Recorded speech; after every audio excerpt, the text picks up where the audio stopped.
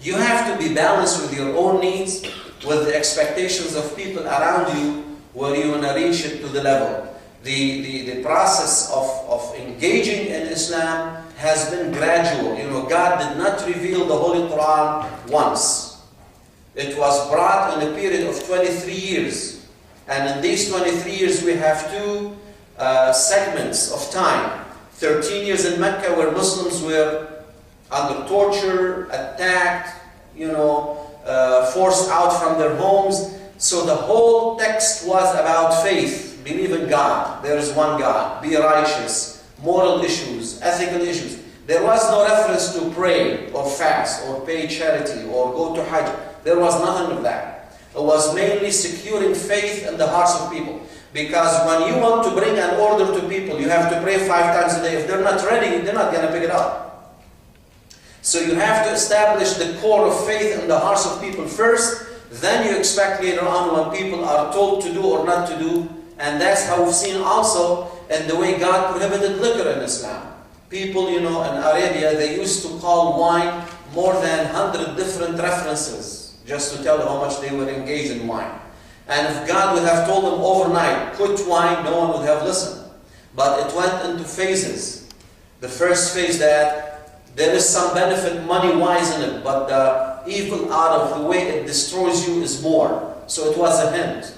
Then when you are praying, don't get drunk and pray, because you will not know what is that you're saying. So now it's like limiting the access, when can you drink. And then the final revelation came in the process of abrogation, or nasakh in the Arabic term, that God was gradual with people until He wanted them to reach where they are ready to receive the final ruling in that perspective area. Here's what also the Prophet is saying. If you don't go gradual in things and you make things hard on yourself, you will end up destroying yourself physically, morally, mentally, socially, whatever you want to refer to that.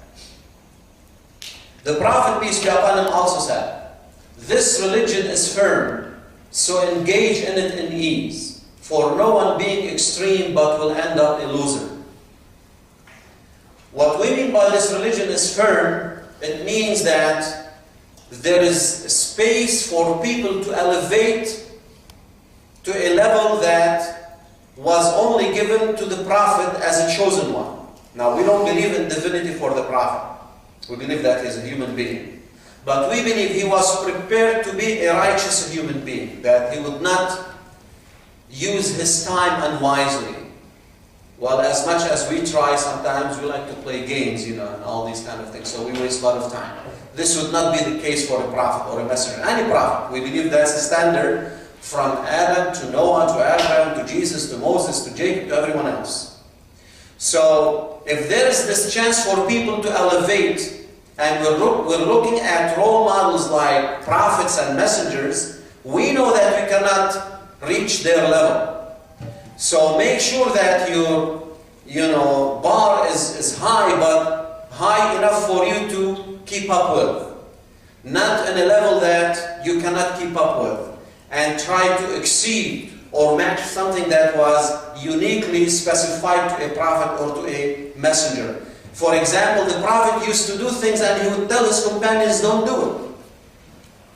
The Prophet would stay almost 2/3 of the night, every night, in prayers.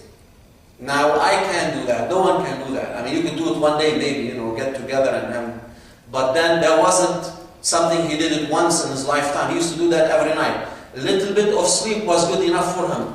God would help him be able to function on that level. I can't. No one can. So the Prophet saying, this religion is firm, so when you engage in ease, take it easy on yourself and go smoothly in it, for it will be extreme, but will end up a loser. You cannot keep up with the duties that you burden yourself with. Also another reference, he said, do not be extreme on yourselves, for it will end up being extreme against you. People prior were extreme on themselves, it ended up extreme against them. Only monasteries and hermitages are found of their practices. We also believe that some people of the scripture or any other religion, they went into a understanding to be a righteous, to be a moral person, to be a religious person, You have to step out from engaging in life, live in a, like a monk and pray all night long and fast all day long, don't get married, and this is how it makes you a man of God or a religious person, or you will earn a title of some sort of, a priest or something like that. In Islam, no. From the Imam to the Prophet to the normal person, they have to engage in life. There are many references that the person who engages in life and be patient on the challenges and the hardships facing is better than the one who retrieve back. It's easy to be alone and trying to purify yourself because there is no tests around you. You don't have any challenges. If there is someone saying, I never played lotto ticket in my life, who doesn't believe in gambling, for example, who had no access for gambling, that's one way to look at it. But someone who is with access to lotto tickets and gambling all around and he chooses not to do it, this is a better high level of choice. That whatever you believe is wrong is right in front of you, but you choose not to do it. And many people who are now, for example, in Saudi Arabia or some other countries, who might be putting hijab or scarf because it's the code of the country. And you see them sometimes whenever they go on the plane, the first thing they do, they take it off. Because it's a code, it's not a choice for many. While people living here in the States, for example, or any other world, it could be another Muslim country, where they have the freedom not to do it, but they choose to put it on, then it's rewarded by God. So you have to look at the thing from a perspective on not to engage in life with religion in a way that the more religious you want to be, then you have to distract yourself away from life. No. More religion means engage in life. Get married, have children, get a job, put food on the table. This is how our understanding of being religious is. This is also a reference, but we sent following upon their traces many more of our messengers in the same perspective of religious people going, into monks and so on. And we followed them up with Jesus, son of Mary. So we gave him the evangel, the Injil or the scripture, and we placed in the hearts of those who followed him loving kindness and mercy. That the followers of Jesus were known in their compassion and their kindness and mercy. But then some of them, the way we see it, as for the tradition of monasticism, they themselves invented it, never did we prescribe it for them, but only that they seek the pleasure of God, yet they did not observe this ordinance with its rightfully due observance. To be compassionate, to be merciful, to be kind-hearted, it doesn't mean that you have to let go needs in you. You have to starve yourself from food. You have to be away from engaging people, and then that's how it makes you a better person on a spiritual level.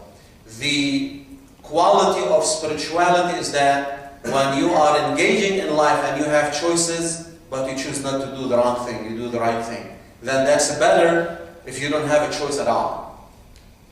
That's the only thing you can do, just because there is no place for you to do an evil act.